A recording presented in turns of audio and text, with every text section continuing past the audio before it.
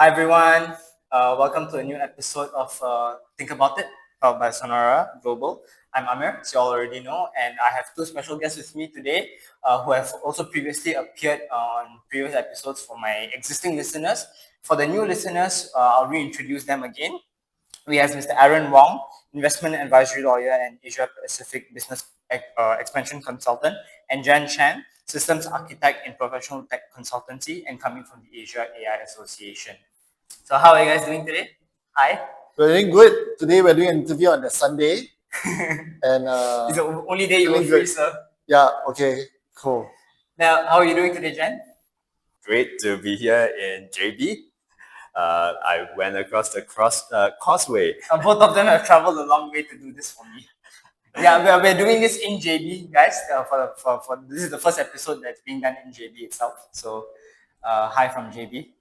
How about both of you reintroduce yourselves more in depth for the audience to know what you guys do, so that it will make more sense to the topic. So, hi. Coming from actually the professional tech consultancy background, which means that I was in Accenture, the IT consulting firm. I've been there building systems, software for multinationals, government projects.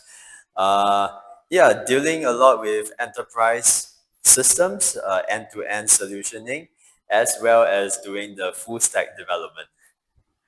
Cool, interesting. How about Mr. Aaron? Hi everyone again. So basically, I think I have quite a lot to share on the legal and compliance space. But also uniquely, I also came from a big four accounting firm, KPMG specifically, where I was director of consulting and advisory, mainly on the FDI space, on moving investments across the region. And I'm also a lawyer from a big four law firm in Singapore, where I covered a lot of foreign investments through the Japan desk, and also on the corporate finance space, and also M&A. So right now I'm based in JB, and with a clear focus over the last 2 years to help foreign direct investments, especially Singapore manufacturers moving across production capabilities to Johor, especially in the Johor Singapore Special Economic Zone, or the JSSEZ as we know it. And there's a lot of momentum going on. We've been told the RTS will be up and ready by next year. End of the year, we'll probably be doing trial runs. And there are a lot of excitement over this space, because we know Singapore is a main shareholder and stakeholder in this project as well. So I'm working closely with the government on licensing, and also advising on the land acquisition and labor as well, which I'll go into deeper as we go along later. Okay, cool. Yeah, so funny thing, I met both of them for the first time actually on Johor Special Economic Zone delegation tour. And so glad to catch up with both of you once again. Cool. Likewise, man. All right, so going into the main title of the podcast episode is the nexus of AI and commerce in Asia. As Mr. Aaron mentioned, the JBSEZ already, we are unveiling Johor Bahru's educational paradigms, special economic zone, and the next generation of talent. So moving on to the first segment, we're going to talk a bit about AI and the cross-border business in Asia, which from multiple previous experiences, I know both of you have quite a bit of knowledge on, which is why you guys are on the episode, so you guys can share your thoughts and experiences on it. So what are your thoughts about this cross-border business in Asia and AI? I think this is a very relevant question and very opportune as well, because recently I've been asked to speak on exactly this topic by IIB, which stands for Iskandar Investment Berhad. They are a sub-company under Khazanah, which is the sovereign wealth fund. They are tasked with developing and is the main developer for Medini region, which some Singaporeans will know that encompasses Legoland, all the way for hundreds of square kilometers developing land around the area. So mainly on cross-border facilitation, I think we are talking about regional integration as well with this JSSZ. It is not just a private pet project between two countries, but rather it has spillover benefits for the region as a whole, especially countries like Vietnam, Thailand, Indonesia, Philippines, because these countries are also very resource rich. So on the cross-border aspects, it's all about labor and common synergies integration. So JSSZ is conceptualized as a launch pad for Southeast Asia integration, closer single market integration, similar to what the EU is doing right now.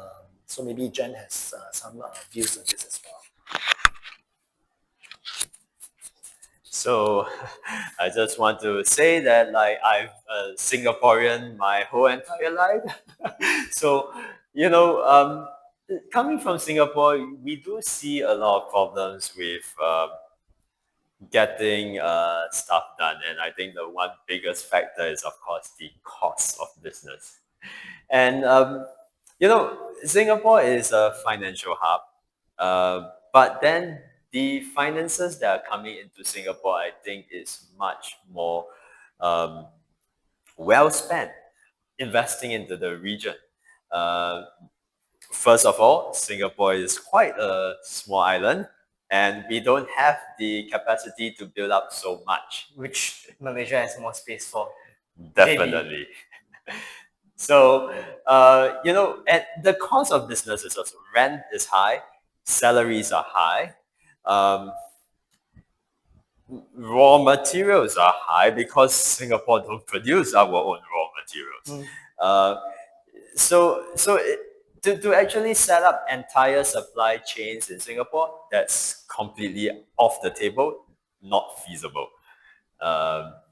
So it is only natural, right, that we unlock some of the resources that are available in the region. So from Singapore side, we unlock like funding, investors, education, in terms of like corporate training, management training, stuff that Singapore has been doing quite well because we are safe, secure island. Yes, that we are. But then, it doesn't matter so much if like all the human knowledge capital is just found within the island itself, right? Because business still need to get done. We need good managers. We need to spread out the supply chain across the region.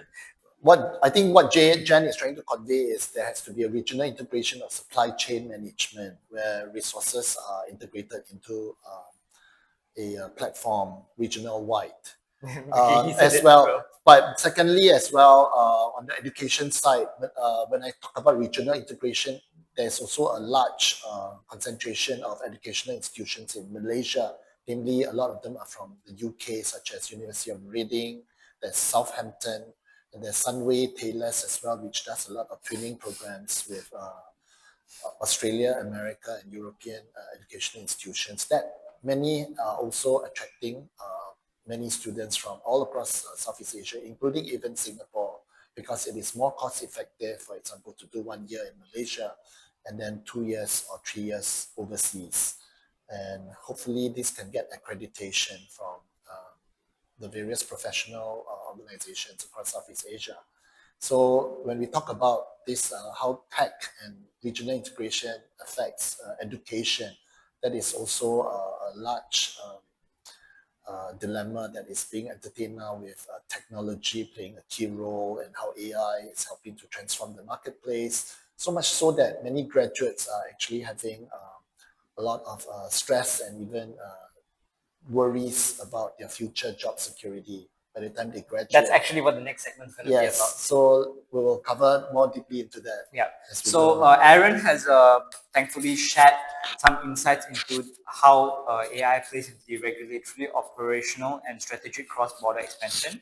And Jan has spoken about the business development side of the cross-border technology.